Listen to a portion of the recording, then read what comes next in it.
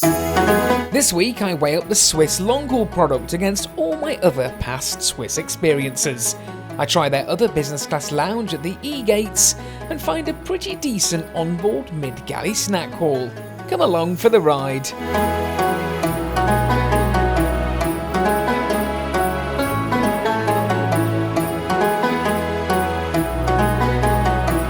A very good evening from the Swiss Business Class Lounge terrace here at Zurich Airport, where we're transiting through to take that night Boeing 777 service across over to Hong Kong. It really is quite chilly up here, but I'm loving the outside terrace.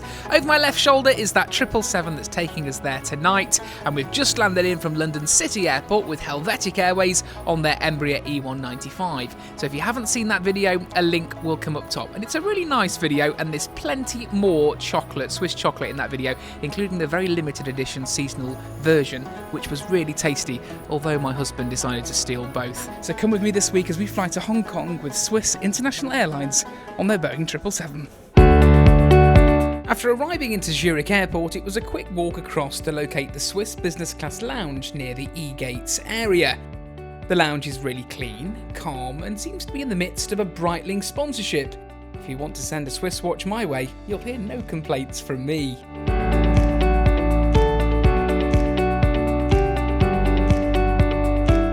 Welcome to the Swiss Business Class Lounge here in Zone E at Zurich International Airport. Kicking back, relaxing before our economy flight over to Hong Kong. And it's a lovely lounge, not as sort of recently refurbed as that one I sort of went to when I flew out of here a couple of months ago down to Naples with Edelweiss, but still a lovely lounge nevertheless.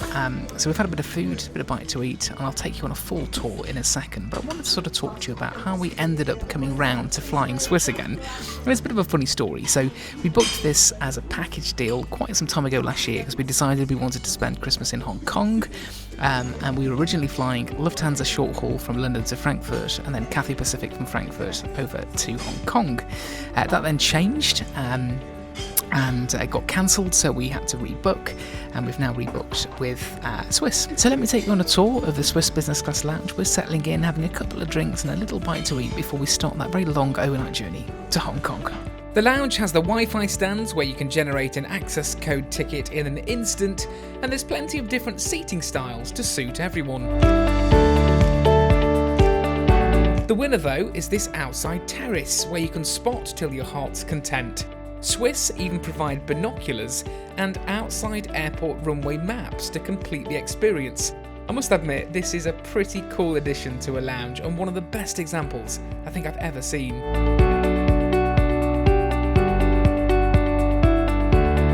Now, Zurich does attract a lot of late night departures, so the lounge stays open until 10 PM, which is great.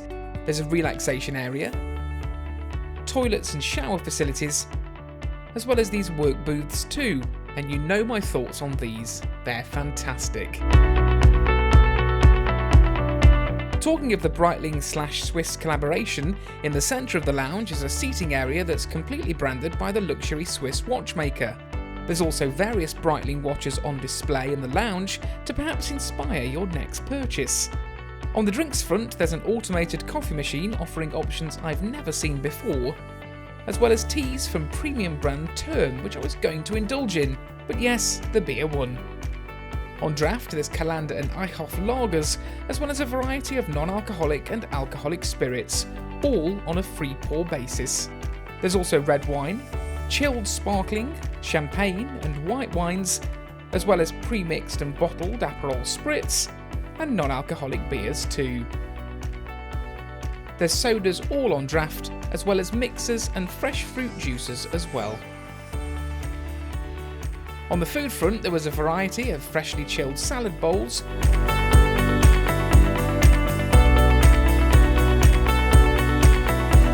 spreads, olives and gherkins, as well as a variety of cheese with all the usual accompaniments. This huge cheese wheel though really won me over for sure.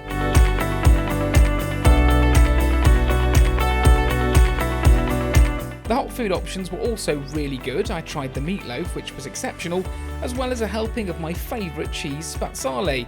Think twisted creamy cheese noodles with crispy onions, an absolute classic. There was also aromatic beef broth with rice available as a starter, alongside a variety of artisan breads. Swiss lounges really do have good bread, let me tell you. There was fresh fruit available as well as nuts, a huge bowl of vanilla cream sauce, white and milk Swiss chocolate mousses, and a variety of cakes and Swiss strudels. Let's just say me and the husband were fed well, and just in time too, as we received a notification to say that our flight was boarding, and flying us over to Hong Kong tonight is this nearly 10-year-old Boeing 777 Extended Range series, which was delivered to Swiss in April of 2016.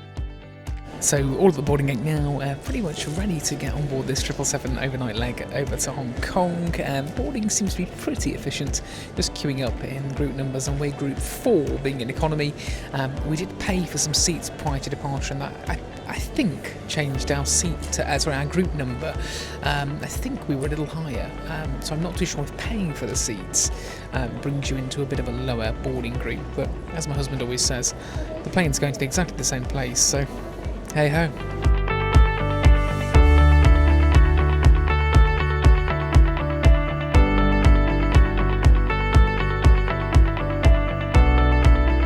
After a little bit of waiting, we were down the air bridge and ready to board, with all passengers being boarded by doors 2 this evening. Economy is a calm, understated cabin defined by muted greys and soft earth tones, reflecting Swiss's clean, functional design with a distinctly Swiss sense of order and restraint. We found our seats in 31K and J, and here is our home for the next 11 hours. Well, good Abend and a very warm welcome from this rather loud and quite warm Swiss International Airlines Boeing 777 over to Hong Kong. We're all boarded now. The flight was actually overbooked, so they were looking for some volunteers to offload, but I think at the last minute it appears that those numbers have kind of bottomed out and worked out in Swiss's favour, because we didn't see anybody getting offloaded. So we're all in our seats, seat 31K in the economy cabin, pretty much just a little bit behind the wing, getting settled in, and I'll take you on a seat tour of this Swiss International Airlines economy cabin. On our seats for this night flight was a blanket, rather large pillow and a pair of earphones. On the legroom front, things were pretty good, and there was an overhead reading light, but no individual air vent, always a missed opportunity in my opinion. There was a drop-down tray table and a drop-down cup holder, and these things are a real winner, let me tell you. Sadly though, the area around my seat was pretty stained and quite dirty, not good to see. The seats in Swiss economy do recline, and there's also a manual window blind too. There was plenty of Swiss literature on offer, and the IFE comes in at around 11 inches in size, ironically displaying press photographs of the very aircraft we were sitting on, HB-JNC. With that though, it was time to push back and head out of Zurich across towards Asia. Nighttime departures always feel a little bit magical to me. Are you a fan of flying at night? Let me know in the comments below.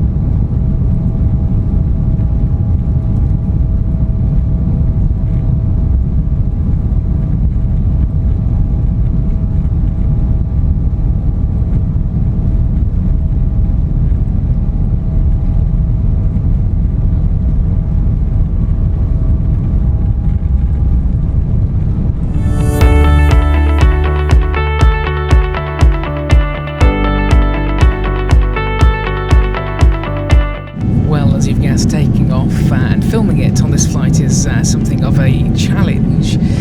All the TV screens locked with adverts playing for Swiss watches and in-flight duty-free, and then at the point of rotate, which is where you pull into the sky, all the screens became unlocked, decided to turn off, and everything could be seen again, at which point it was completely and utterly cloudy. So apologies for the ruined takeoff shot, but we will blame Swiss's in-flight advertising for that one.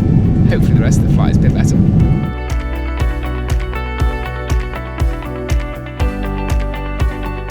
So all up in the climb now. Crew have just come around with a rather large half-litre bottle of Val's Swiss water, still water, and a refreshing tissue, and I'm assuming that sort of signals the start of the dinner service. Now, not too sure what you're going to get on this flight, to be fair. My husband and I were just talking about it. We didn't know if there'd be sort of just a light snack, because then everyone's going to try and get some sleep, or if there'd be a full dinner service. It'd be interesting to see what Swiss offer when it comes around.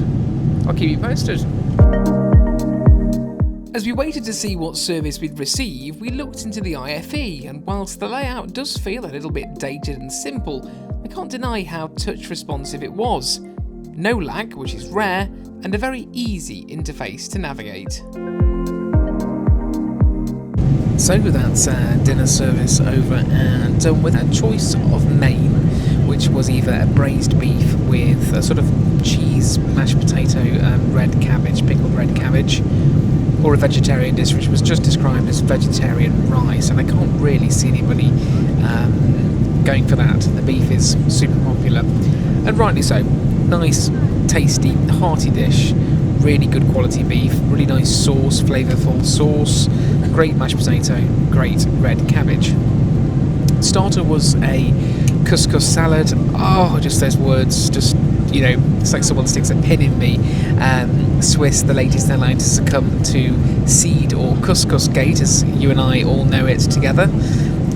Not good, boring, bland, again, a waste of a good starter. So if Swiss want to contact me about some possible ideas for starters that would probably come in under budget, do let me know. There was a bread roll, a warm bread roll, which was really quite nice with some Swiss butter. Again, you know, that was on point. Can't really get bread and butter wrong, but some airlines really do. Swiss, not one of those. A small pot of Swiss cheese, very similar to Parmesan, a kind of hard crystallised cheese, really nice. And a dessert which can only really be described as, imagine an apple pie but in a mousse form, almost like a fall. It was tasty and came with a very nice seasonal chocolate on top.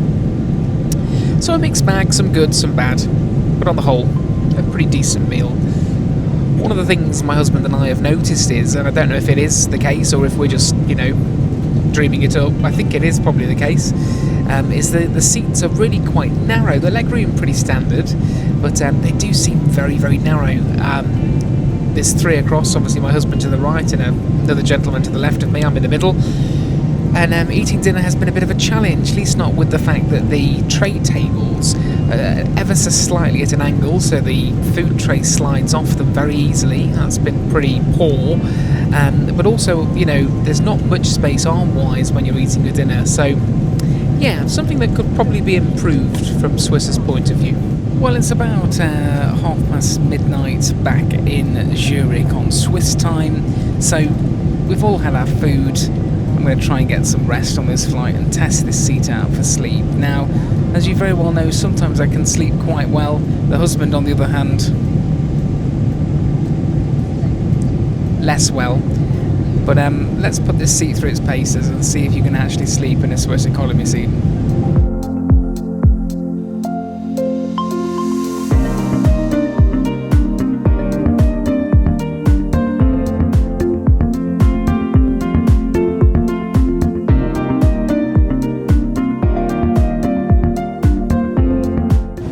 Catch up with you, managed to get a couple of hours of pretty broken sleep. The seat does, you know, I've formed my opinion now, the seat does feel very narrow, and I think that is impacting the sleep, but also I think the gentleman to the left of me hasn't mastered the art of personal space as well, and I'm not precious, look, it's economy, everyone tries to get comfortable, but I think that's probably affecting it a little bit as well in Swiss's defence, so made the best of a bad situation.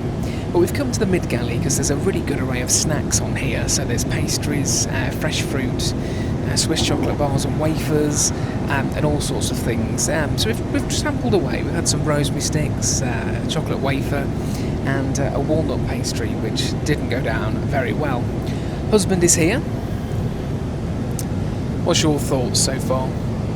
It's alright, the leg room's alright and the seat's reasonably comfortable, but it really is quite narrow, and it really is too hot as well. I would much prefer and recommend a nice, cool, comfortable cabin, probably going to get more people sleeping more comfortably than a toasty December heating turned up. Yeah, I'd agree with that. It has been really hot. But this galley is cool. So we've come for snacks. Most of the snacks are quite nice. The Swiss chocolate's always a winner. More dairy than cocoa, but that walnut thing was like those cheap Nutrigrains BA had out on the short haul flights. He has to get a BA bashing in. But yeah, no, it's all good so far, you know. Like I said, there's those little hiccups we've discussed. The cabin temperature is one for sure, and that narrowness of the seat. But yeah, we're not precious people. We just tell you how it is. So grabbed a bottle of water, a few snacks, cool off in the galley, and we'll make our way back. But about 5 hours to go. We're currently over Pakistan. It's light outside at the moment, and then as we touch down into Hong Kong, it should be getting dark again, so my body clock is just all over the shop. But hey, that's part of the fun.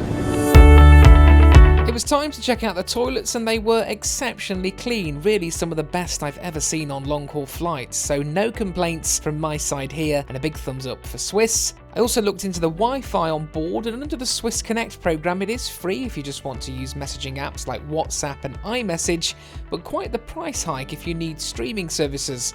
I wonder if Swiss will implement Starlink like other airlines are currently doing.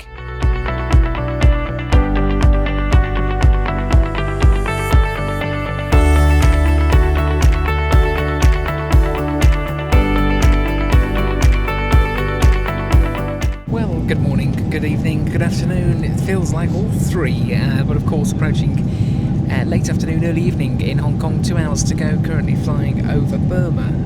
So the sun is shining very bright outside, a beautiful view, and the crew are just starting their second meal service. So we're unsure really what we're going to get, but let's wait and see. So rather oddly sat here waiting for our breakfast, a similar experience to what happened on our Qatar flight. Row in front got served, row behind got served, and we didn't get served. So the lady behind the crew member behind doing drinks asked us if we wanted a drink, and she said, "Oh, did you not want any breakfast?" And we said, "Oh, we weren't offered any." So one breakfast has appeared for my husband, nothing for the gentleman next to him, nor myself. So just sat waiting. Also asked for hot chocolate and was sort of laughed at and told that's just for children. Maybe I am a child at heart, and if it's good enough for Air France to serve hot chocolate at breakfast time, then I'm all game. But a bit bizarrely, breakfast is the meal of choice on this flight, considering that local time currently in Hong Kong is 3:30, and by the time we land it's going to be closer to 5:30. It seems a bit of an odd meal choice on such a long overnight flight. Now I understand, probably from Swiss's perspective, is that they assume that most people on this flight are going to sleep after dinner and wake up and want breakfast, but I think for the jet lag buster, something lighter that's not breakfast might just do the trick. But let's wait and see what we get for breakfast, and I will show you when or if my meal turns up.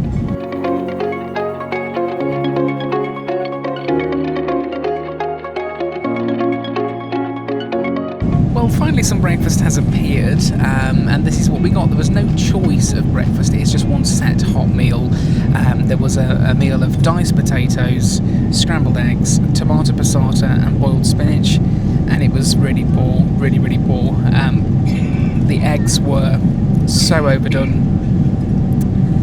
Why airlines just can't get eggs right, it blows my mind sometimes. But yeah, it was they were really bad. They had the sort of texture of a dog toy, you know, and like my husband just said, nobody wants your eggs to go squeak, but they really were rubbery and watery and just all the adjectives that, you know, don't make them sound at all appealing. So it was a really poor breakfast offering. On the side was a fruit salad, mixed fruit salad. It had oranges, apples, melon, grapes, and pineapple. It was okay, but the fruit was kind of quite hard, you know, with the temperature where it hasn't necessarily been brought up to temperature before service. 2 slices of bread, 1 brioche, which wasn't toasted, the other a wholemeal, which kind of was a little bit toasted, not fully toasted but crispy, served with butter and Swiss jam, raspberry jam, and raspberry yoghurt. So that was it. Not a great breakfast offering, and certainly not a meal in my mind that I think is kind of got the relevance to be served after a 10-hour overnight leg, landing into Hong Kong at 17:30 local time in the evening. This is one of those flights really where 2 dinner services or a dinner and a lunch service would make more sense, but there's a lot of uneaten meals around. That should probably speak volumes. And you know, the first meal we had was quite tasty. That beef was lovely. I don't know, it was a tale of 2 halves with the couscous, but the braised beef was really good. But this breakfast, yeah, it's not good.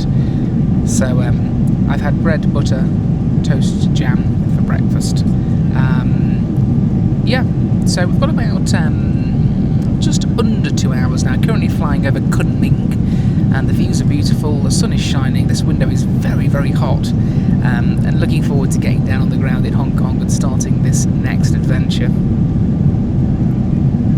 Airlines, just avoid eggs. If you can't do eggs properly, don't do them at all. Good day, dear guests. This is your pilot speaking with some additional information about our flight to Hong Kong. I hope you were able to find some rest during the flight so far, maybe to catch some sleep. Meanwhile, we arrived in Chinese airspace, continuing our way to Hong Kong, expected landing there in about 35 to 40 minutes. The weather today in Hong Kong is quite nice. We have 27 degrees centigrade on ground with only slightly cloudy to cloudy skies. As I already said, I hope you already still feel comfortable on board, and I really wish you a nice day in Hong Kong or a good continuation of your trip. So that's pretty much it. Wraps another near 11-hour flight up and done, as we're pretty much touching down into Hong Kong in the next 25 minutes. So it's flown. It's been an interesting one. I'd say Swiss has been a tale of 2 halves. If you didn't catch my Swiss economy review, I flew with them last year from London Heathrow over to Zurich. I also flew Edelweiss business class from Zurich down to Naples. Catch those videos if you haven't caught them already. And yeah, the service has been very similar on this one. I'd say the London to Zurich leg was really good, but then again, there's no real service on that, so there's not much to focus on or to kind of critique. Food on this one has been kind of a tale of 2 halves, hit and miss. We had that kind of relatively decent dinner, the braised beef, really nice, really tasty, and then that kind of real letdown of a breakfast. So yeah, tale of 2 halves. Seat width for me has been quite uncomfortable. I'm not going to lie, it's not, to the point where we've been, we're going to sort of wheel off this flight in a wheelchair, but it's been pretty uncomfortable. I don't know if it's just, if it is the same width as other seats and, there's something else going on, but I think a combination of that plus the tray table that's only half size, meals sliding everywhere, elbows getting in the way, it kind of, creates a bit of a claustrophobic environment. So, but Swiss is certainly not one I would say avoid by any means, but it's been no way a kind of blown away experience either. So as you've just heard, seatbelt signs have just literally come on. We are on our approach to Hong Kong, where it is a balmy 27 degrees, which for this time of year, not bad for the Northern Hemisphere. But I hope you've enjoyed watching. We are literally turning into Hong Kong as we speak. So enjoy the approach, enjoy the views, and thanks ever so much for watching. See you at the next one.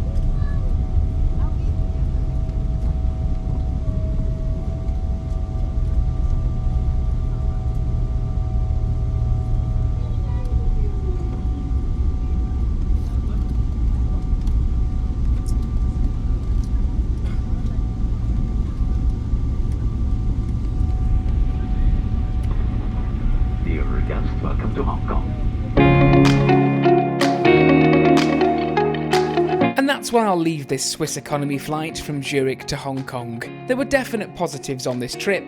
The first meal was genuinely good, the amenities were well thought out, the toilets stayed impressively clean, and the Galley snack selection was truly excellent. Easily one of the best self-serve setups I've ever seen. But there were drawbacks too. The seat felt a little narrow for my liking, the cabin temperature wasn't always comfortable, and breakfast was certainly a clear weak point. Taken as a whole, it's not a bad product, just one with noticeable strengths and compromises. I wouldn't actively avoid it, but there's clearly room for refinement, especially on a flight of this length. Thanks ever so much for watching, I never take it for granted, and I hope to see you in the next one.